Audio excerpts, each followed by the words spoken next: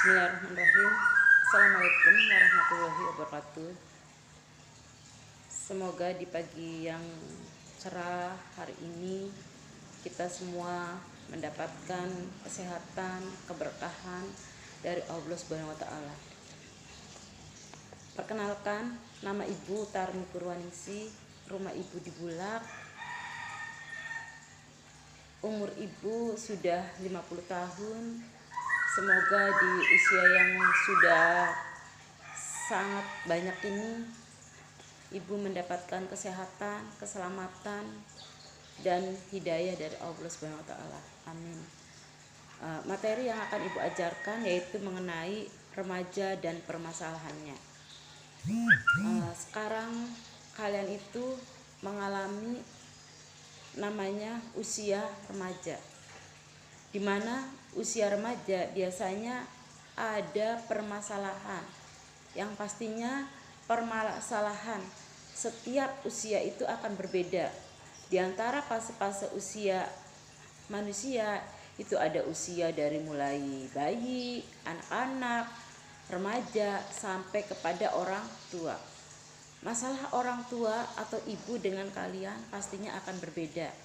Nah, biasanya masalah-masalah yang ada yang akan Ibu sorot dalam masa remaja yaitu pertama masalah penampilan.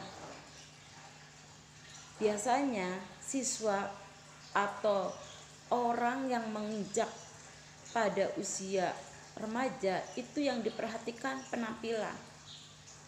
Penampilan itu meliputi apa saja? Misalnya rambut, wajahnya, pakaiannya, sampai dengan sepatu atau sandal.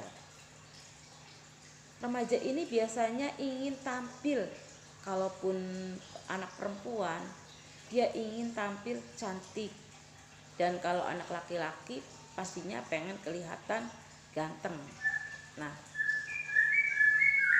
untuk menuju ke yang cantik dan yang ganteng itu kalau misalnya kadang siswa itu ingin rambutnya seperti apa.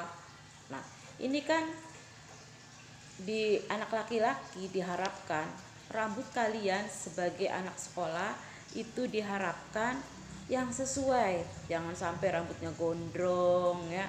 Yang kira-kira kelihatannya baik, kelihatan kamu tuh menjadi laki-laki yang tidak bagaimana gitu dalam hal ini, tidak kelihatan nakal atau tidak kelihatan itu juga tercermin dari misalnya dari rambutnya ya. Jangan sampai rambutnya itu di model-model seperti apa ya. Ada yang Ibu perhatikan nih remaja, ada yang rambutnya kayak di laki-laki yang diharapkan yang gimbal-gimbal seperti itu ya, jangan sampai seperti itu. Kemudian kalaupun untuk anak perempuan kan diharapkan anak perempuan itu kalau sekolah untuk siswa yang beragama Islam yaitu harus memakai jilbab. Nah, jilbabnya nanti kalau sudah sekolah yang menyesuaikan dengan aturan-aturan yang sudah ditetapkan oleh sekolah. Itu pertama penampilan ya. Kemudian baju, kalaupun misalnya di rumah kamu memakai baju ataupun jalan, ini ada kalanya siswa itu menginginkan baju yang sesuai dengan yang sedang tren. Diharapkan ya kalian itu tidak meminta uang terhadap orang tua jika orang tua kalian itu tidak punya. Harus dimaklumi. Kita juga harus melihat siswa-siswa semua bagaimana kondisi orang tua kalian. Jangan sampai kamu memaksa sehingga orang tua kalian nantinya menjadi stres ya. Itu kita berbicara mengenai penampilan.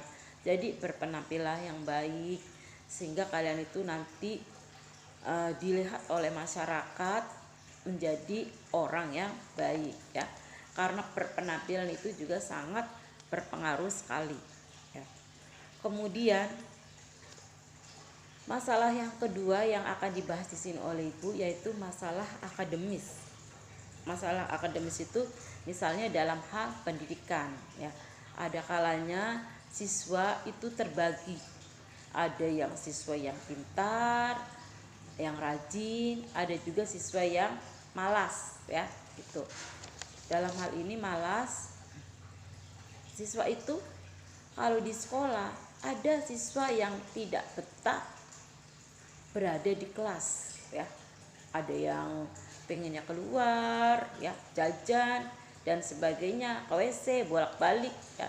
Diharapkan semua siswa itu tertib di dalam kelas, dalam mengikuti pelajaran ya.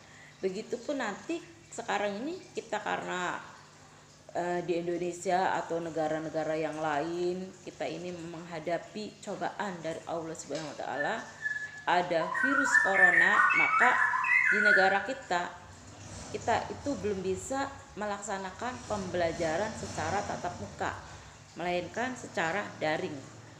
Diharapkan siswa juga mengikuti dari MPLS sampai dengan seterusnya sebelum sampai kalian itu masuk sekolah yang benar tatap muka, maka diharapkan kalian mengikuti pembelajaran secara daring yang sudah diterapkan oleh sekolah kita tuh ya.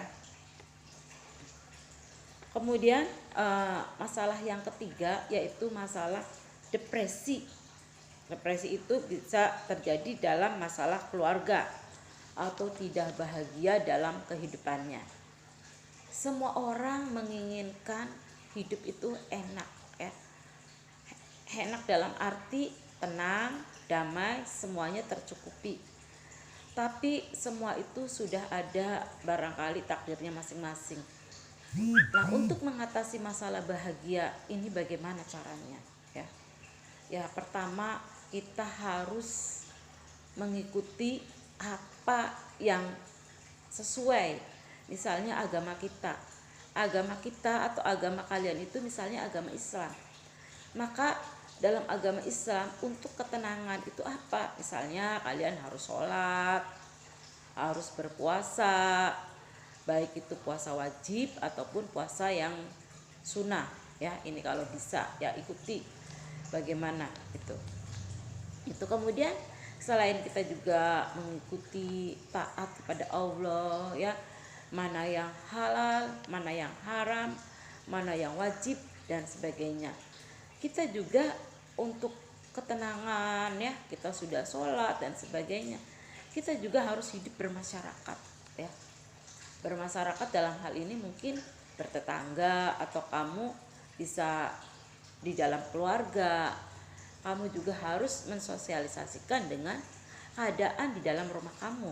Misalnya bagaimana sikap kamu terhadap orang tua, bagaimana sikap kamu terhadap kakak ya. Pekerjaan kamu kalau di rumah itu apa saja.